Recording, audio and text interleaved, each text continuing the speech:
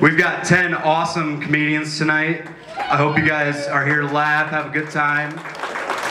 We're here to raise money for diabetes research. Our first comedian actually has diabetes, so if you don't laugh, he will die on stage. Ladies and gentlemen, give it up for Thomas Pearce.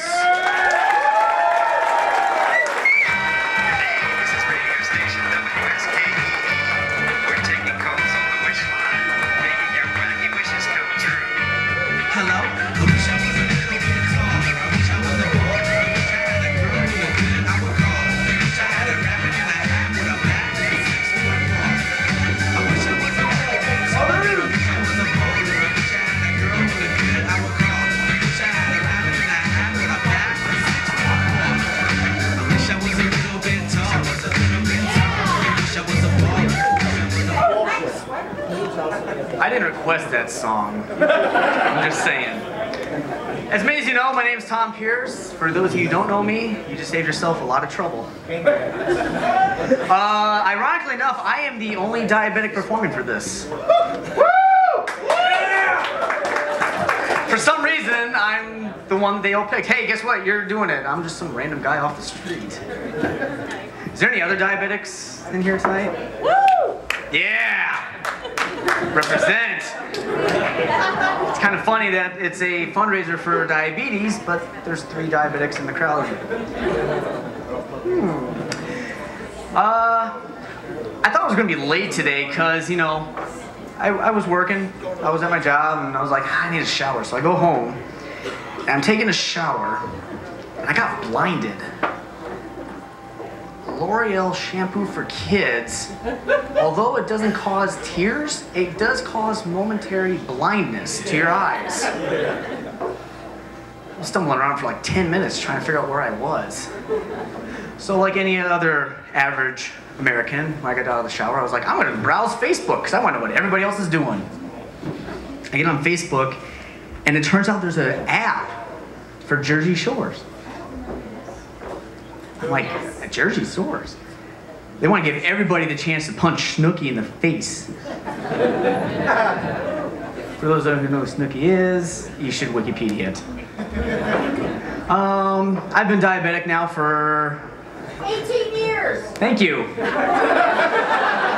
If you didn't realize that, that was my mom. I did invite my parents out to this. I will say my parents have been very supportive of me having diabetes. They have never really held me back, except from kindergarten. Actually, freshman year of high school, I was becoming independent because I was a real man. You know, freshman in high school, didn't have my license yet, but I was a man. So, during a cross-country meet, I'm like, I'm gonna take my own insulin. So I drew up my own insulin. Got confused somehow, ended up taking like 5 times more units than I should have. Now, for those of you who know what happens, yeah. The rest of the night, I spent scarfing down Krispy Kreme donuts. 2 in the morning, Tom, get up, you got a test. I don't want a test, you got a test. Oh crap, I'm 55, eat a Krispy Kreme. I hate Krispy Kremes. Needless to say, Krispy Kreme is now my least favorite donut out there. But it got me thinking, I'm like, I took 5 times more units than normal. Why don't I have superpowers? And that would be awesome. Think about it. Little Timmy was an average American boy. Ah, yeah! When suddenly he was stabbed with radiated insulin. Where the heck did he get radiated insulin from? And became known as Beatie's Boy. Helping the average American civilian with his problems. Help me, my cat's stuck up in the fire. Hang on a second, I gotta test my blood first. Oh, I'm low. 15 minutes, juice and crackers, and then I'll be ready to go. Just give me 15 minutes. Hang on, oh, wow, I'm out of juice and crackers. Can you go get me some out of the store, please? No, but seriously, being diabetic, you know, a lot of people are like, oh yeah, what's your name? I'm like, oh, Tom Pearce, you know, oh yeah. I'm like, oh yeah, I'm diabetic. And they're like, oh, I'm sorry. I didn't know diabetes was that, like, of a problem for me, because in fact that, you know, I got a job. I went to school, sort of. Scott Community, best 3.5 years of my life. Yeah, somebody out there knows what I'm talking about. So, many of you might know diabetics who went to a camp in Iowa near Boone. Like this? Yes. Oh. Swallow it, Tom. No. Anyway, some of you might know diabetics that go to a camp near Boone, Iowa called Camp Pearce Hollow. How many of you know of that place? I got a friend down there. James, raise your hand. Raise your hand. He's been a counselor there a couple of years along with me, and it's always interesting. To put it mildly, as what one person I know goes, camp. The birth control for the next year. 'Cause let me tell you, being a counselor for like 12, 13-year-old boys, man, you gotta have a lot of energy for that. James, get down from there. Timmy, stop running over that way. Julius, no, stop that. Guys, stop eating the mud, seriously. For 13-year-olds, they sure like mud a lot. One time, a couple years ago, I had like a 7-year-old. Kind of wandered off. I'm not quite sure how he wandered off, but he just kind of disappeared, and I had another counselor go, hey Tom. I'm like, yeah? He goes, you got a camper over there. He's doing something. I don't like what he's doing. I'm like, what is he doing? I don't know, but he's doing something. And I'm like, all right, let me handle it. Just chill, back off, go take a chill pill or something. So I go over there, and the kid's doing this. Yeah. Quiet, Timmy! Basically, he was going like this.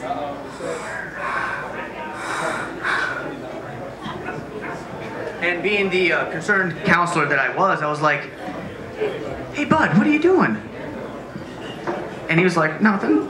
And I was like, really? Well, no, I want to know what you're doing. And he holds out his hands. He has an alcohol swab in his hands. I just looked at him and I go, this kid's a genius. He'll make a living off of that in high school. Yeah, Mom, I need more alcohol swabs. I just bought some 2 weeks ago. Yeah, I need some more. Let's see. I work with computers quite a bit. I do tech support for a major manufacturer of tractors. But whenever I tell people I work for, if you guessed it, John Deere, I was like, yeah, I work for John Deere. Like, really? What do you do? Well, I kind of stand around wearing a flannel shirt, acting like I know what I'm talking about.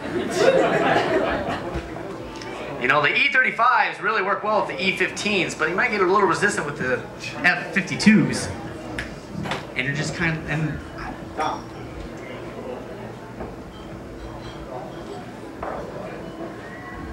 Oh my God. I'm ugly. And I'm dead handsome. it kind of hurts. Really, it does. It kind of hurt a lot. But, that being said, Mr. Winning of all the things.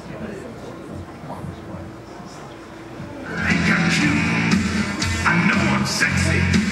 I've got the look that drives a girl. Not quite sure what happened there.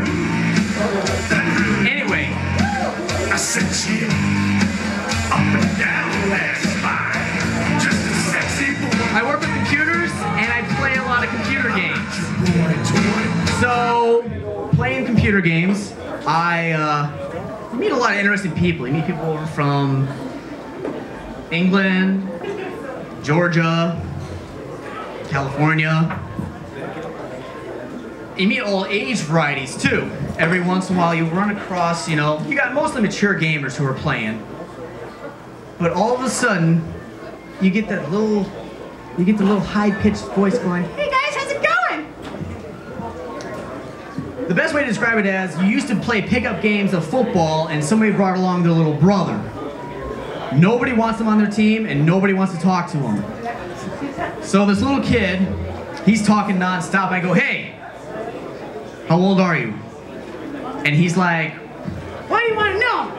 And I'm like, well, I'm just curious, that's all. No, why do you want to know? I was like, no, it's fine. Never mind, forget I asked. Well, 10 minutes goes by, he's pestering about it, and I go, you know what? You want to know how old you are? He's like, yeah. I'm a Catholic priest, that's why. Thank you very much, you guys have been great.